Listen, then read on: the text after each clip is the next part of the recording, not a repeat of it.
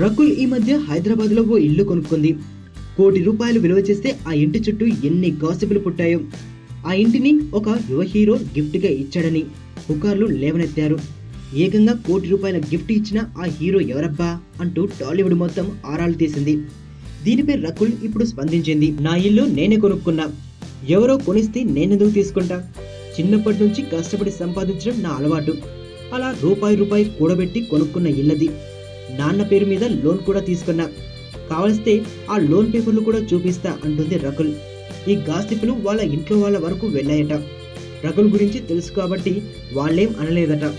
నాకు డబ్బు విలువ తెలుసని, వృధాగా ఖర్చు పెట్టే తత్వం కాదని, అందుకే ఇల్లు సంపాదించుకోగలిగానని అంటుంది రకుల్. ఇల్లు కొనిపెట్టే బాయ్ ఫ్రెండే ఉంటే ₹1,00,00,000 ఇల్లేం కర్మ, 4-5 కోట్ల విలువ కలిగే ఇల్లే కొనిపెట్టమనే దాన్ని అంటూ జోకులు కూడా వేస్తోంది. రకుల్ తాజా స్టేట్మెంట్ తో ఈ ఇంటి చుట్టూ మూగిన రూమర్లకు చెక్ పడినట్లే. ఎదుటోడితో పెట్టుకోవాలంటే ఉండాల్సింది బ్రాండ్ కాదు, ఇక్కడ దమ్ము టన్నులు ఉంది. ఇంకా చూస్తావా?